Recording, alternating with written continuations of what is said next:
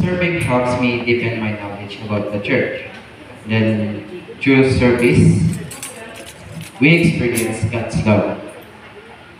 And then, hindi lang serve ng serve, kundi lahat ng gawain doon ay may kahulugan sa community. May mga times na nakakapagbigay ako ng knowledge is sa iba. Calling during installation. Mag-serve lang ng mag-serve. Kasi gusto at may faith ako. May meaning yung mga ginagawa ko. Through encouraging others to serve God, called me to teach and preach to help awaken their knowledge, to know the truth about their faith. It helped me to deepen my understanding of God, to assist the priest in praying for all of us. It helped personalities because it may change my bad habit and turn them into good ones. And then our calling is to recruit other young servers to join to serve the ministry of the alpha servers. So our summary here is a common of our answers in personally to know Him, to know our Lord Jesus Christ, to know about the truth in our church. Communally is to inspire other young people for serving our church or Catholic Church. In calling, our calling is to serve Him continuously. So that is the answer of the altar server ministry. Thank you for listening. Mga bata pa sila. Bunso niya. Ano lang ang pagkindaan yun para mag-transfer at mag-grow. Dito naman, kasi magkapit ba kaysa Dito kasi brother, dito ka sa gitna. Magandang umaga po sa lahat. Ito naman po yung grupo ng LEMS. Ang kasagutan po namin sa unang katanungan, how does our service at the liturgy transform us, help us grow in holiness?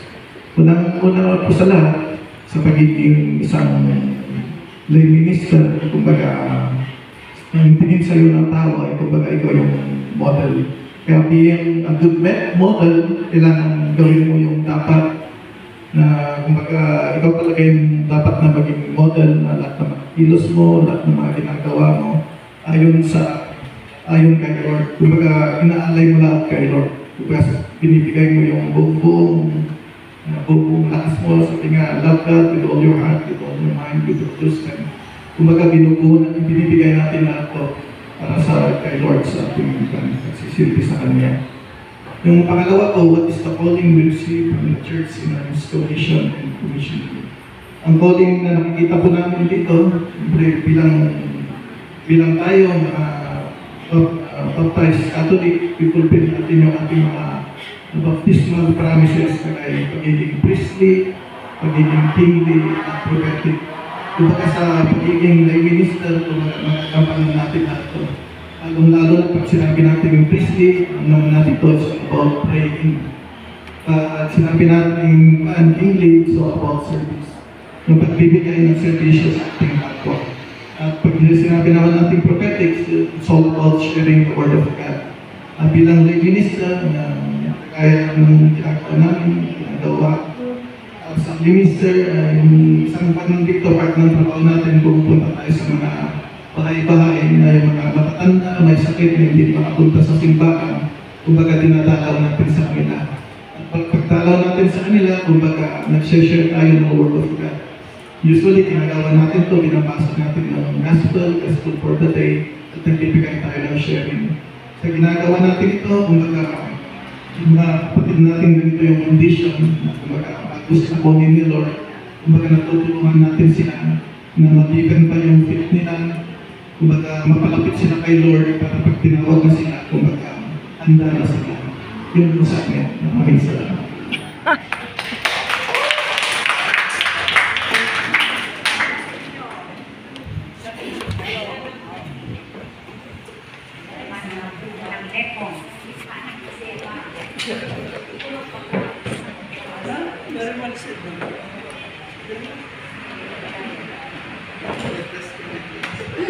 good morning po.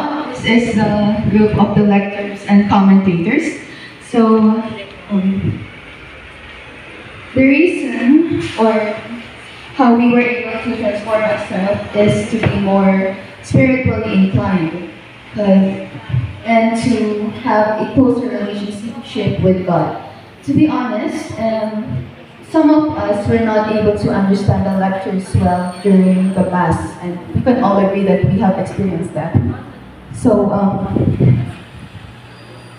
with being a lecturer and commentator, we are able to understand the Mass or the lectures well, because God is not only delivering the Gospel or the readings to you, but also to us, the lectors.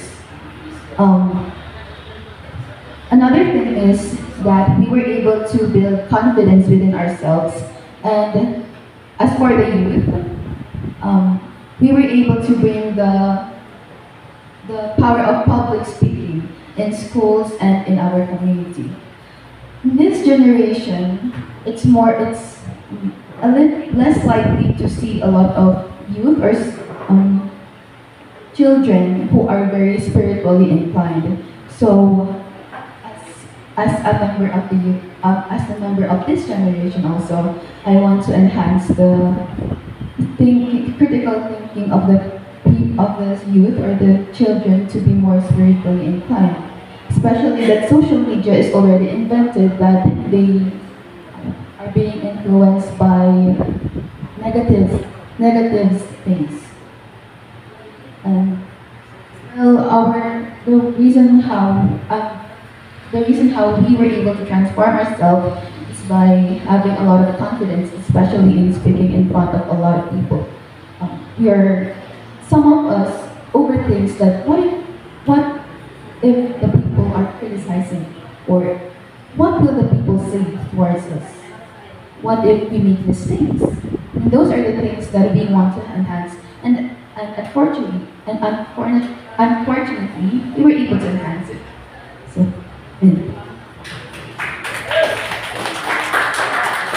Actually, yun yung sagot namin sa first bullet. Thank you so much for the salad. And for the second bullet, ito naman po yung sagot namin. So, ang question po dun sa second bullet is, what is the calling we receive from the church in our installation commission?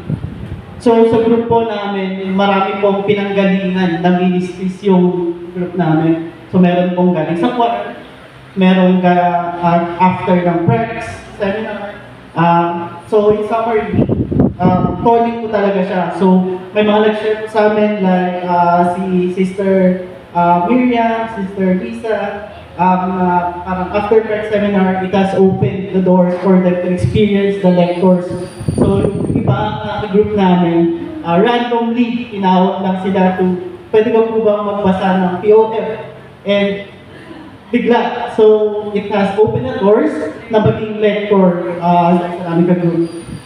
Another avenue is yung pag-open ng church or chapel dun sa isa nating GMO sa San Luis, wherein meron tayong tatlong grupo dito na nag-decide to pursue yung pagiging lector dahil gusto nilang tumulong after na ma-build yung chapel dun sa San Luis. And lastly, sabi ko nga kanina, there are some of us here that are from different ministers. One is si Sister, so ano po pangalan? Yana. So, Sister Yana na from choir. And then, since kulang daw po tayo ng tao dati or ng servers dati, hinila siya to be a commentator. For first time experience, so congratulations. I'd like to, commend yung grupo. Kasi ang dami ko narinig na first time, randomly, tinawag sila just to read. And yun, so first time nila, they were hesitant, kinakabahan, and then they overcame yung fear na magsalita sa harap. And then eventually, they decided to serve the church, and now they're here. So congratulations.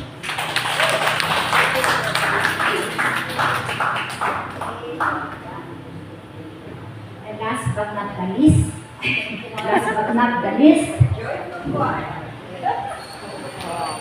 Good morning po, brothers and sisters. Okay, so iba naman yung group namin sa choir.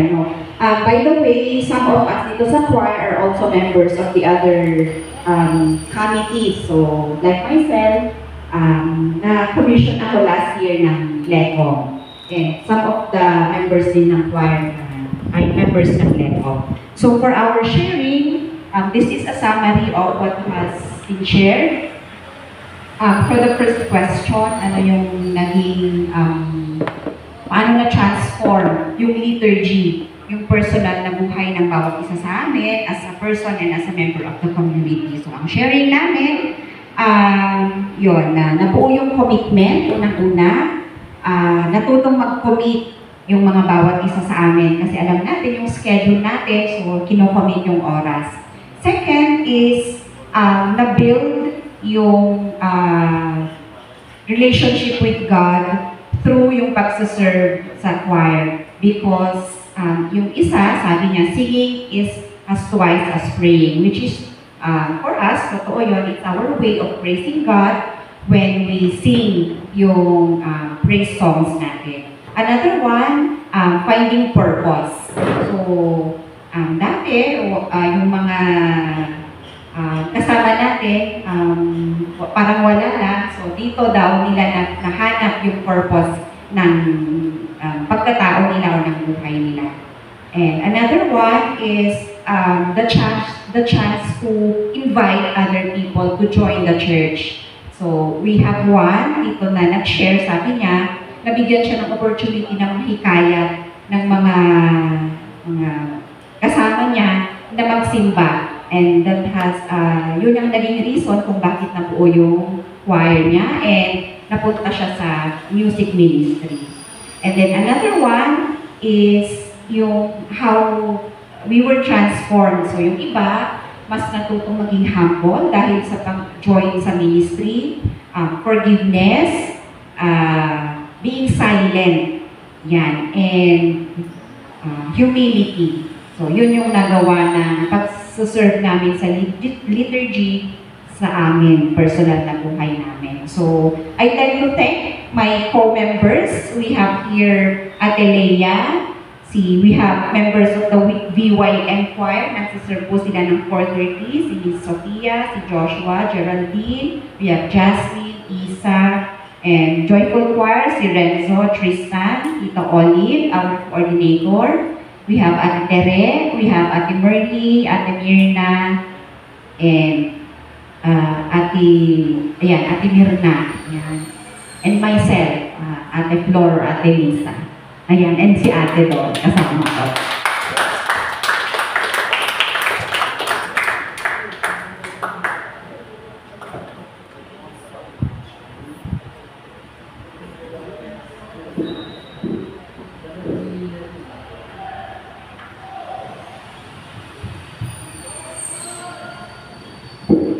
So, maraming salamat sa mga sharings.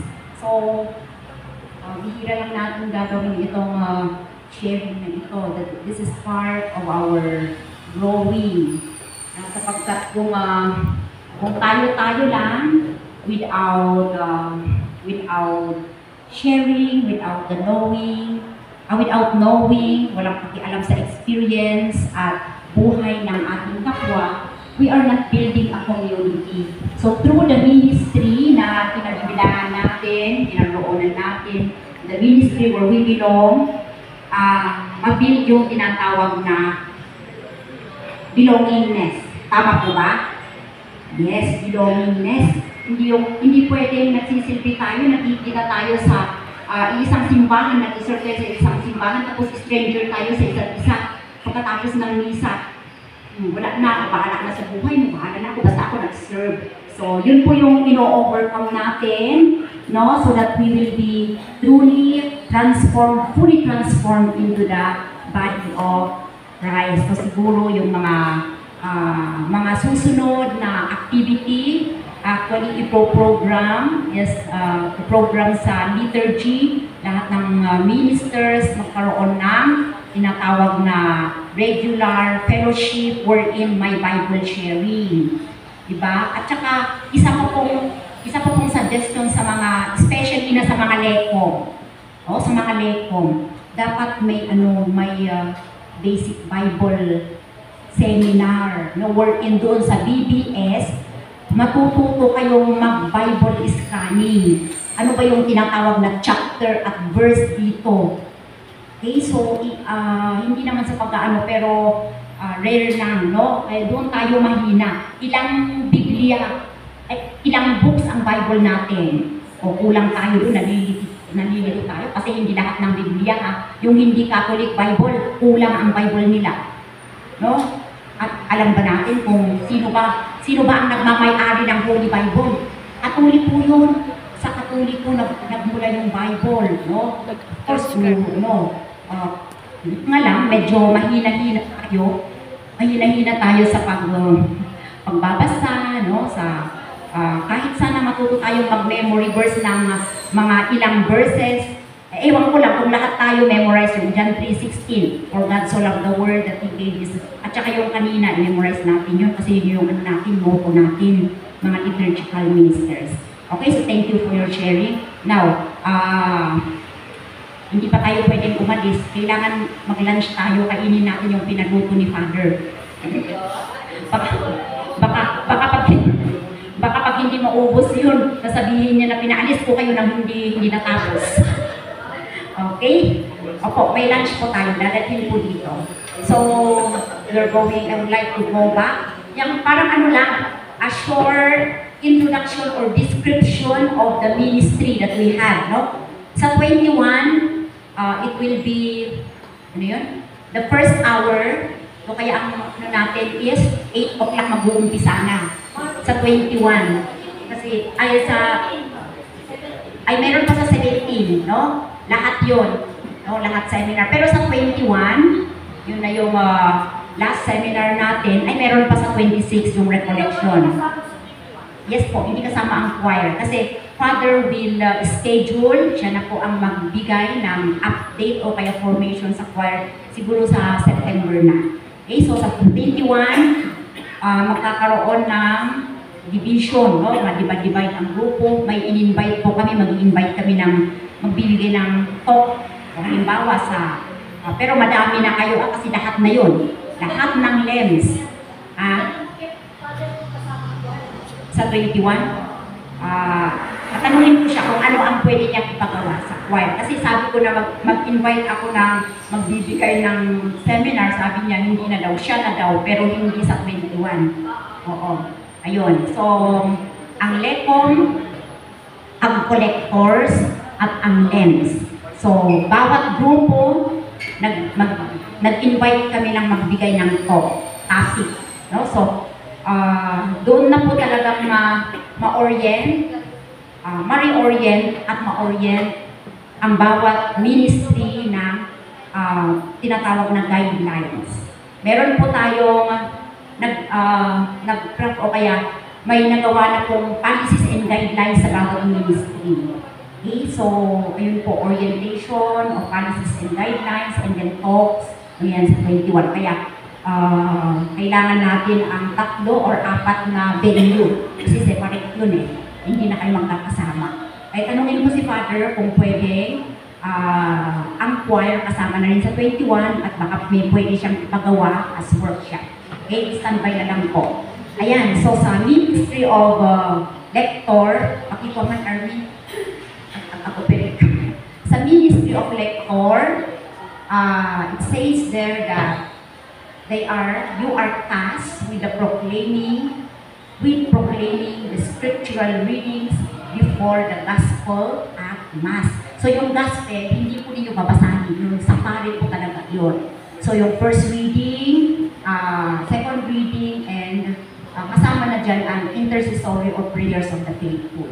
The book of readings, which is lectionary. So nagbabasa po tayo sa lectionary, hindi sa sambuhay. Is your main responsibility. So yun ang main responsibility ng lekon. So yung lectionary, that is the word of God. No? Laman nun is the Holy Bible. No?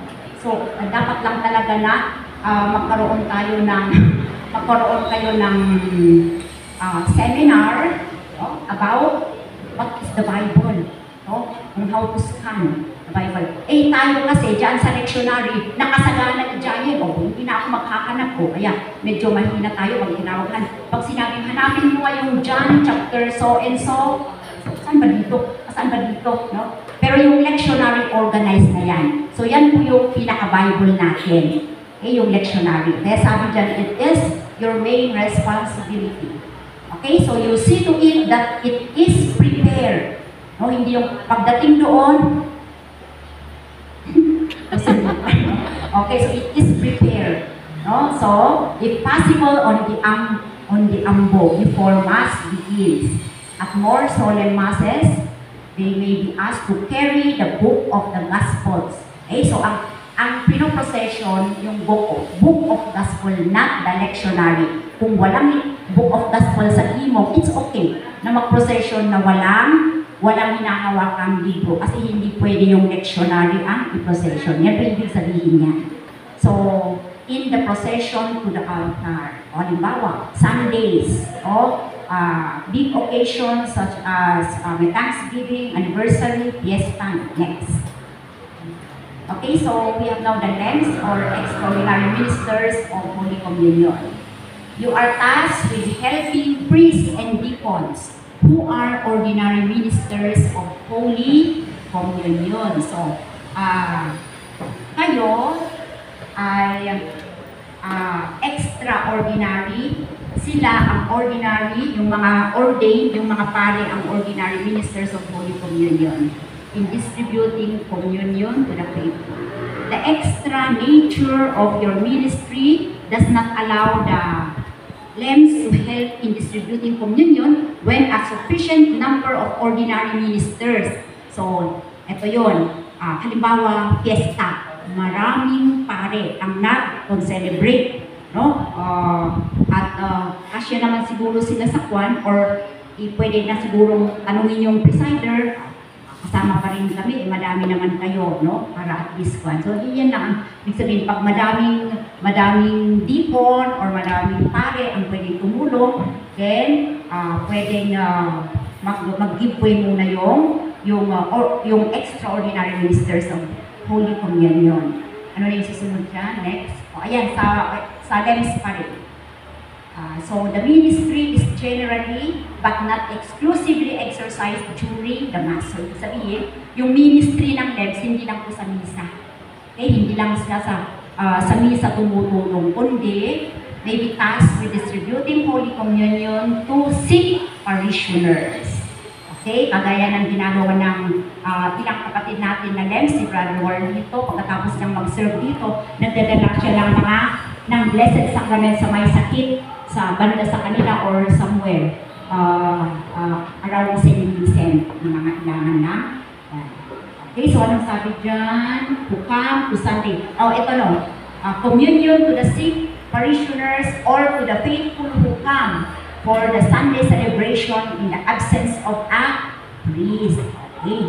So, kapag halimbawa, priestless ang naganap dito, kasi nangyayari naman po, bigla ang hindi dumating yung pare, gagawin natin na napauuin natin ang mga tao na hindi mag-receive ng communion, hindi although it is not, walang consecration, pero at least nandoon yung mga LEMS natin na magbigay ng communion.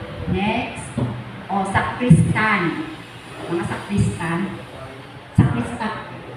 Ito kasi, siguro nung unang panahon ito, at saka ngayon na, pinagsama na ang sacristan at altar server. Pero ito kasi yung trabaho ng sacristan.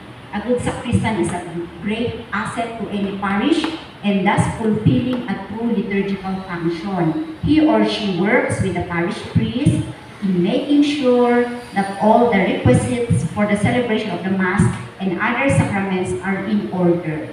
Care for the order, adornment, and decor of a church should be such as to make the church a visible sign of love and reverence towards God. So, nung medyo unang panahon, ayun, yun, inanuna.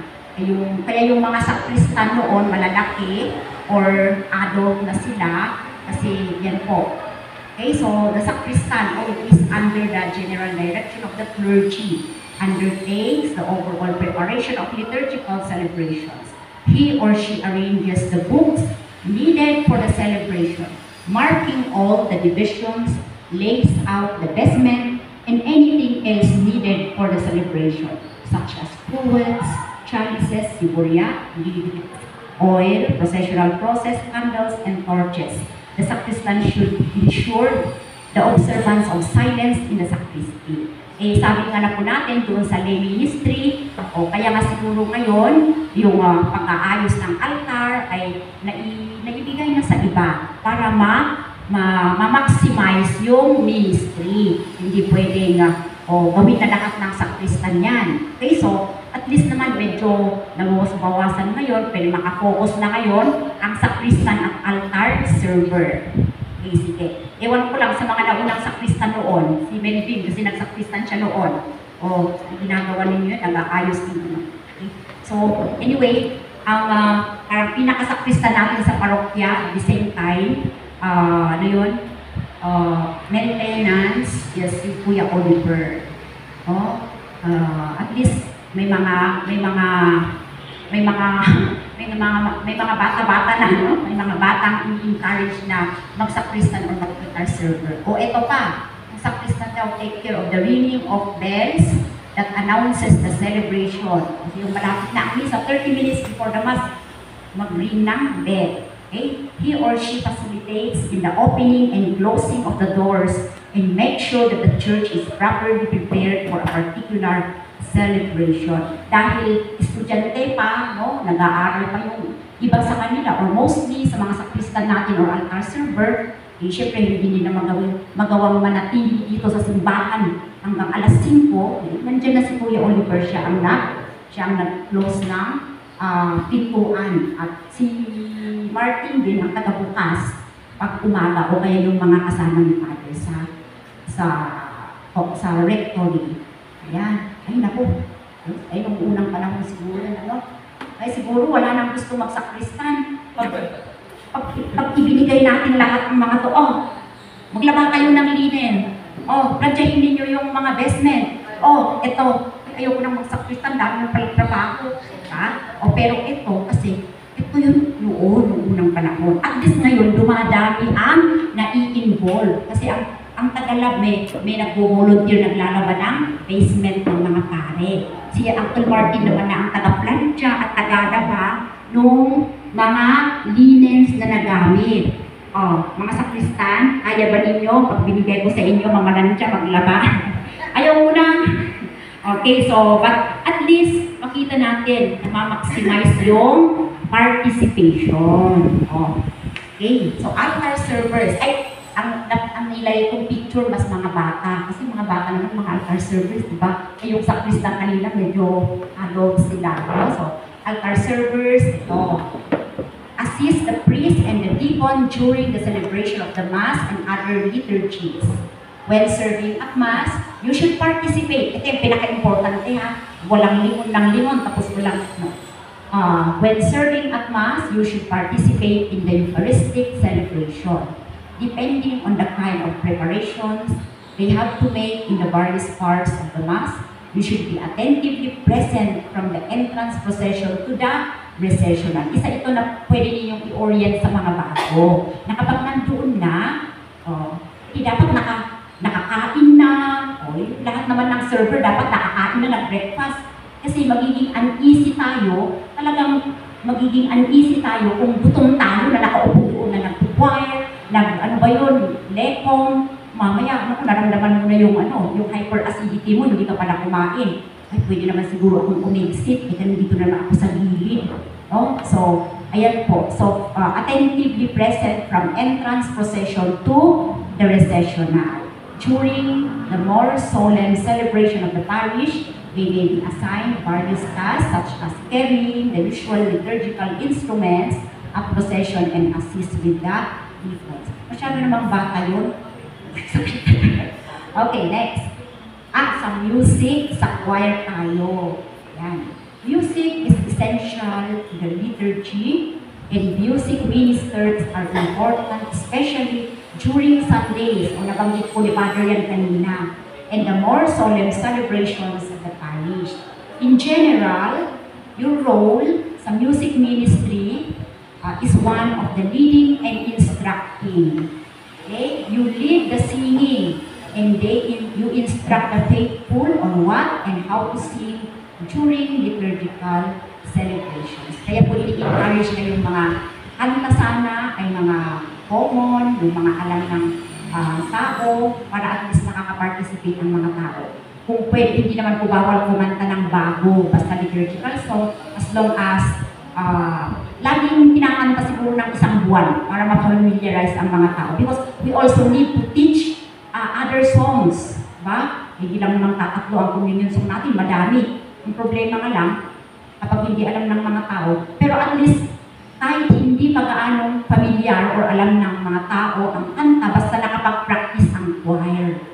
Maganda. Kaya yung mga choir leaders, no, i-enhance ninyo yung members, no? Magpadami kayo kasi magandang napapakinggan yung marami ang kumakanta kaysa isa ang kumakanta nakatutok sa mikropono, solo, or whatever, no? Ayan, so, ayan, ano ba yung sabi dyan? Tinatamad na akong magbasa. Ayan, no? Ayan, participation. Okay, next na. Next na Sis Army. Ayan, the music ministry. O, tignan ninyo, paano kayo kumanta? Baka naman hindi bububukangin yung mga bibig, sayang naman yung boses, no? O, ipasok daw yung tatlong daliri dito. Makapasok, dapat ganun pa. Okay, so dapat may ano yan, may practice, o pwede kayong ng vocalization, no? May rehearsal yan. Okay? So the parish music ministry need to practice regularly and immerse themselves more deeply into the musical tradition of the church and become promoters of the beauty and rich diversity of liturgical music. Their training should help them achieve a certain musical proficiency and their formation. The Christian maturity. Yan. Yung rehearsal, practice sa choir, training, kailangan. No, hindi po pwedeng sabak agad, no? Hindi alam naman, ito nakantahin natin, hindi namin alam yan. Sige, di ba, alam ko naman, ako na ang maglilig. O, wala nang participation ang ganito. Ang commentator naman. Okay, so, ngayon, pinag-isa, leko. Kasi kung lector ka, pwede kang mag-commentator. Kaya, siguro gagawin natin yung lahat ng leko, mag-training kung paano mag-commentator. Kasi yung iba, ayaw nilang mag-commentator. Hindi daw nila gamay yun. No? O kaya, ano yun?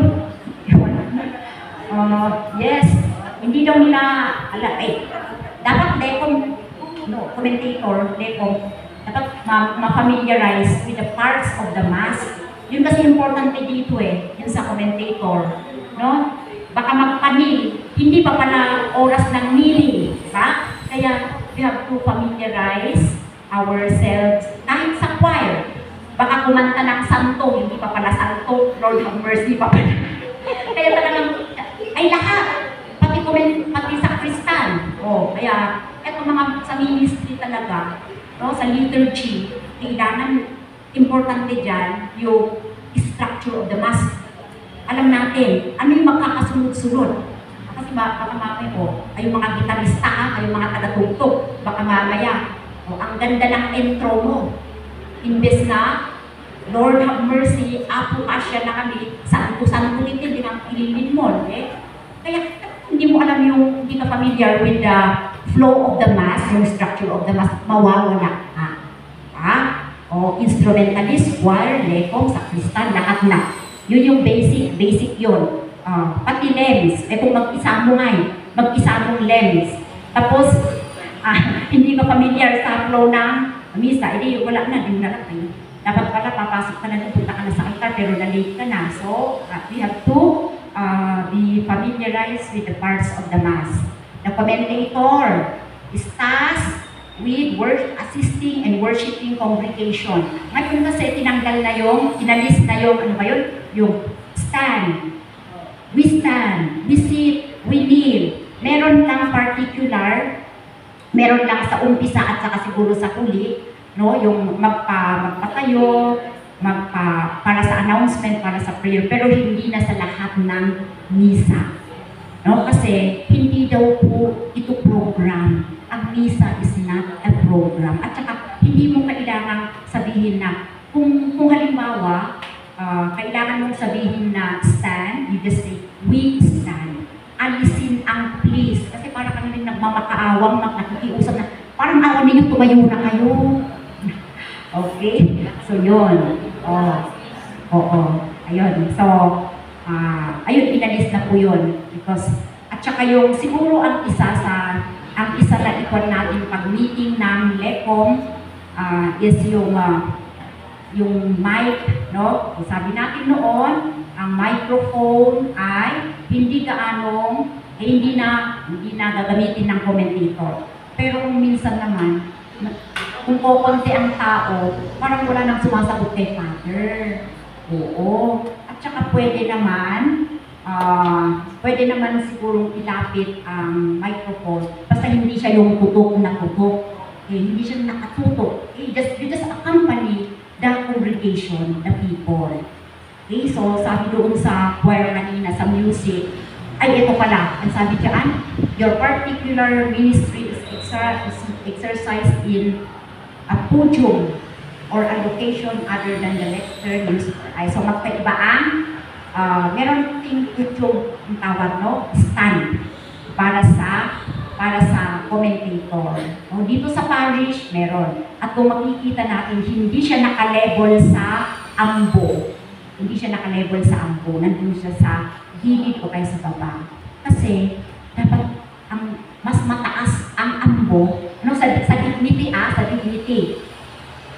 Mas mataas yung ambo. Hindi yung mas mataas, kundi mas may dignity ang ambo kaysa yung podium ng commentator. Sa mga gimong, okay lang na ang commentator hindi na tumayo, hindi niya gagamitin yung lectern or ambo sa gimong. Kasi sa gimong, isa lang ang bandon. That is understood for the liturgy of the word. No? May tanging tumayo akong ganito, tapos mag-announce ako magsabi ako ng announcement or magbasa ng intentions, no? So hindi po kawalan ng dignidad yun kung walang podium ang commentator, no? Yan, so yan po. As alin dyan ang ambo at alin ang podium ng commentator, ba? O yung banda dito, yung may sign na nakasulat. Okay? Next, natin marunulitan. Part of the commentator's duties include the brief introduction, announcement, or reminders before the start of the Mass, giving necessary instructions to the faithful for a more dignified celebration of the liturgy, providing brief explanations during particular occasions. They may also be tasked with making the announcements at the end of the Mass after the post-communion prayer. Their duties do not include leading the singing or using the microphone to recite the parts of the Mass which properly belong to the people. Yan. So, yan. Huwag natin hayaan na yung commentator dahil alam niya yung kanta, nakatutok na siya doon sa mic na wala na choir. Okay, so far hindi pa naman nangyari ito sa ating parokit. Next, let's go. Ay, collectors. May collectors dito. Ayan, sabi na ni Father kanina, importante ang mga collectors. Kasi kung walang mga kolekta, wala tayong pera. Okay, so kahit nandun ako nakatikista, hindi naman pwedeng sabihin ng mga tao, oh, ikaw na lang, ilagay mo na lang sa bulsa mo itong kasi walang mga kolekta, no? So, importante po yung collectors. ushers. Ay, wala pa. Okay, so ushers, kapag may okasyon, kailangan natin ang ushers. Ano bang trabaho? Usher. Ang tawag sa kanila, Ministers of Hospitality. Hello, good morning. O dito po, may upuan pa po dito. Pero hindi tayo sanay sa ganun, ano. No. Ay, pumunta kayo sa Protestant. No. Hello, sister. O yung ibang grupo. Kumusta ka na? Akala mo kung matagal niyang kilala, hindi pala. Sure. Importante. So kung bumuo tayo ng Ministry of Ushers, may training. Para, hindi pwedeng nakasimangot ang usher at yung collector. Hindi pwedeng, baka bawiin na yung ilagay niyang 1,000 kung nakasimangot ang collector. No? Okay, so, ano na? Sinasamaron kita? Okay. Liturgical ministries. Basahin na natin lahat. Liturgical ministries. Personal attention and devotion. Go. The exercise of one's ministry should be characterized with great reverence and respect for the solemn divine activity in which the minister participates. One helpful way is to set aside time immediately before and after the celebration for personal preparation and thanksgiving. Nasabi ko ni Padre ito kanina. Okay?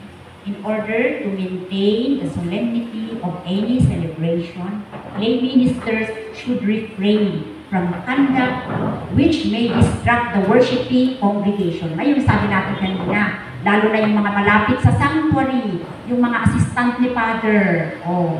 No? Importante kasi nandun kayo sa harap importante, mag-treat kayo at behave, no? Doon. Kaya kasabi natin, dapat nakaihi na kayo bago mag-serve, no ba? Naka-CR na kayo.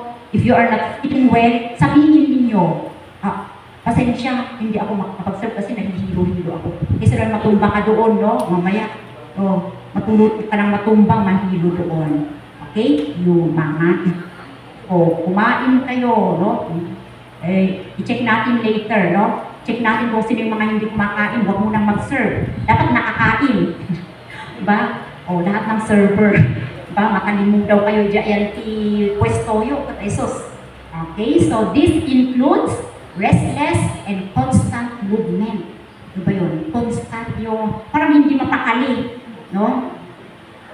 Of conversing with seatmates, unnecessary motions, living and entering the sanctuary without sufficient reason. Okay, kung nahihilo ka, maintindihan yun. You have to exit kasi uncomfortable ka na. Nararamdaman mo na masama ang pakiramdam. So, ano yun? Understandable yun. Living without dignified and ministerial composure is called for both by their office as well as by the celebration on hand.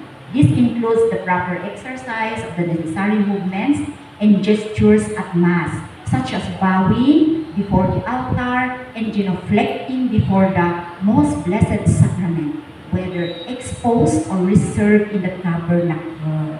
Ito ang isa na i-train natin sa ating mga bagong ministers. Yung, di ba? Yan ang center aisles.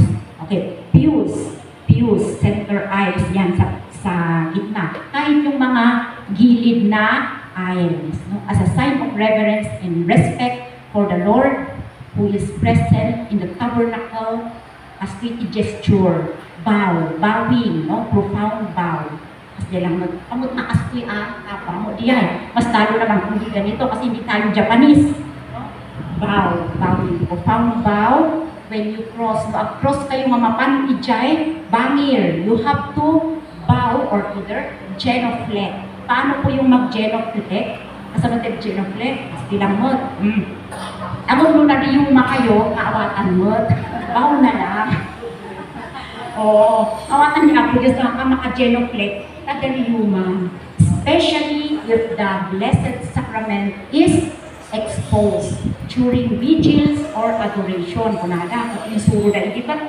Ano dyan, duwa nga tumang. Nung naka-expose ni Blessed Sacrament, Astoy. And then, saka tumakder. Okay? Mamuha na namin tabernacle at cross ka, astoy lang. Okay. So, yun. Pero mabigat ang katawan mo, huwag ka na mag-genoflex. Baka makapag-balance ka. Anyway, may bowing naman. Okay? To ensure fidelity and obedience to the sacred tradition of the church, every lay minister should assume a properly ecclesiastical attitude. This is shown, for example, by one's humble submission to the parish priest or his delegates in matters related to the ministry. Okay, so halimbawa, may decision si Father. Okay, before po naganap itong seminar na ito, last week, may naganap na evaluation sa mga other ministries wherein, syempre, mas kailangan ang lens dito, kaya nagdesisyon si Father na i-inform yung ibang LECOM to transfer sa ministry para naman mabalance, no? Eh, di bali kami marami namang pwedeng mag-LECOM. So, from LECOM, lilipat sila sa LEMS. Okay, so decision ni Father yun. Yan yung isang halimbawa ng humble submission to the parish priest. Oh, pero kung sinabihan ka ni Father na pwede, anyway, kailangan kasi ang lalaki or kailangan ang kahit babae dito sa LEMS kasi kukunti ang LEMS, ay ayoko. Sino ka para palipatin ako? O kung gano'n ang attitude, okay, so, wala pa namang ganun dito, no? Ay, pero meron pala ng mga nakaraan yung last year. instead na, mas maganda naman yung pagkasabi kasi sa letter, no? Instead na i-continue mag-serve, ay, umalis na lang ako, ano ba naman yung pari na yun? Ayan, okay, so kasi syempre, binabalance naman natin, no? Eh, maraming tao mas kailangan ang LEMS doon. Kaya nga meron yung time na, I don't know, Easter or some okasyon sa simbahan wherein konti ang LEMS ay yung mga nagbasa, yung mga lektor, tinawag na ni Father, no? Tinawag niya na magbigay ng komunyon. Yes, kasi kailangan. Kaysa naman yung pan. Okay, so, eto na. Ministers are commissioned to serve a particular parish. They should receive formation and get the evaluation from the parish priest in which they serve. No minister can serve another parish without his or her being commissioned in that other parish, even a temporary basis. Okay, ganito yan. O sa commissioning, especially na sa LEMS, halimbawa, kasi may kakilala ako, ini-invite ko siyang mag-LEMS. Gusto naman niya. Kaya lang, instructor siya sa St. Louis. In-invite siya na mag-seminar doon at mag-commission. Then inausap ko si Father, paano ito, Father? Gusto naman niya mag-serve dito ng Sundays, weekends, kasi pang-school days naman siya doon sa St. Louis. Ma-commission siya dito. Kasi yung commissioning niya doon is yung service niya doon. O kaya titignan lang namin, evaluate namin kung ano yung binigay na seminar sa kanya doon. Kasi kung hindi pareho, kailangan ng seminar siya. Kung ano yung seminar dito, no? Pagdaanan niya bago siya mag-join, kahit na commission siya doon, ako-commission pa rin dito. No? Those who wish to continue their particular ministry may, however, renew their pledge of service upon their evaluation and with the recommendation of the proper committee and or the parish priest. So yung mga dati, hindi natin kasama ngayon yung mga LECOM at LEMS na dati. Current ministers, wala sila ngayon. But sa 17, sa 21, they have to attend para ma-qualify sila sa commissioning or installation sa August 26. Anyway, parang ano lang ito, introduction or orientation. May mga policies and guidelines pa, no, sa 21, i-orient kayo per ministry. Ongoing formation, the liturgical ministry is a privileged way by which a Christian grows in the faith and attains spiritual and moral maturity. Nasabi na po ni Father dito kanina. No? Kahit marami na tayong pinagdaanan na seminar, no? Iba-ibang klase ng seminar, maganda pa rin na umattend tayo kung may schedule na seminar sa ating particular ministry or organization or group. And ayun po. Para sa akin, i-remind ko lang po na ministry itong pinasok ninyo, pinasok natin. So, kung membro na kayo ng isa o dalawang organization, it's okay. Huwag na ninyo dagdagan. Kasi, kawawa ang ministry, no? Kung minsan, nasasakripisyo ang ministry. Naano naman natin, nakita naman natin kung gaano kaseryoso itong ministry natin. Okay na yung isa o dalawang organization. At least may brotherhood ka, may sisterhood ka din. Doon, pangatlong sisterhood, pangatlong brotherhood mo ito. No? Kaya nga we have to create fellowship among ourselves ministers kasi yun ang kulang. Parang nagkikita-kita ka lang tayo. Kapag magsaserve ka sa oras na yun, nakikita tayo. Hanggang doon lang. No? Hanggang doon lang. Sa ibang organization, may, hi, hello sis, kumusta ka na? Kumusta na ang kwan? May nangungumusta sa buhay mo. Meron kang pinagsasabihan ng problema mo. Ayun kasi kung minsan ang kwan, yung sense of belongingness. Yan ang kung minsan, yan ang kulang sa ating mga ministers. Pare-pareho nga tayong ministers, pero hindi tayo nakikialam sa buhay ng ating kapwa ministers. Okay, so maraming salamat. Anong oras na ba? Nandiyan na ba yung pagkain? Bakit wala pa? Alas 12 na. Okay, sige. Tamang-tama.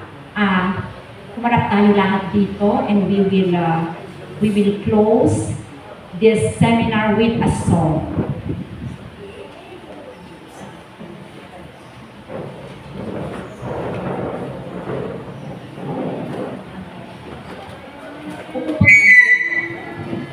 Let us be seated. Umupo po tayo. Hindi na po natin kailangan tayo.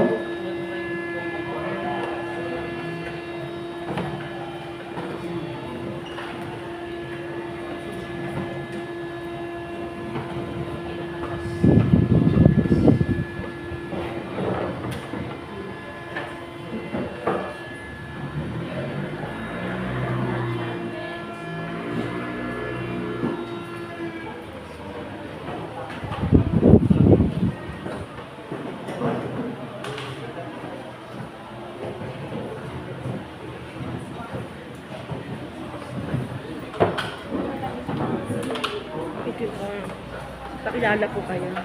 Hi, I'm Joel, Tagawad Joel ng Lourdes. From Lens. Lens, sabi mo.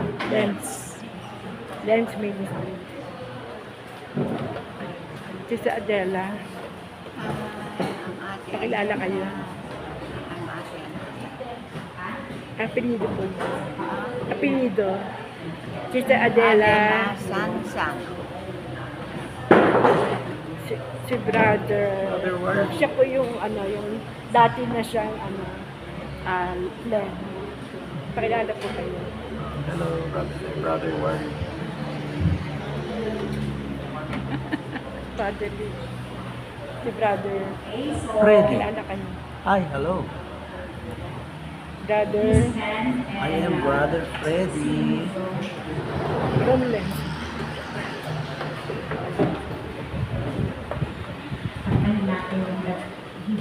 Hindi makahanap yung natin dito.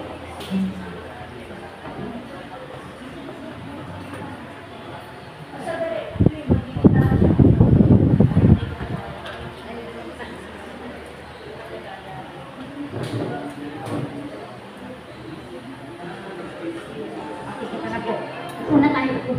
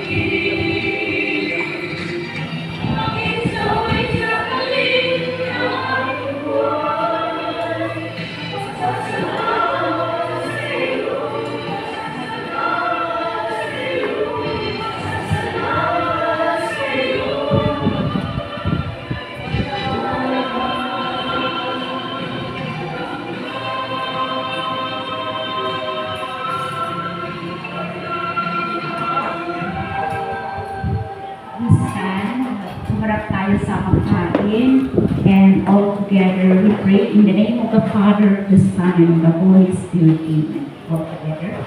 Bless us, Lord, in this circuit which we are about to receive from the bounty through Christ our Lord. Amen. In the name of the Father, the Son, and the Holy Spirit. Happy lunch, and see you August 17, 8:30 ang registration.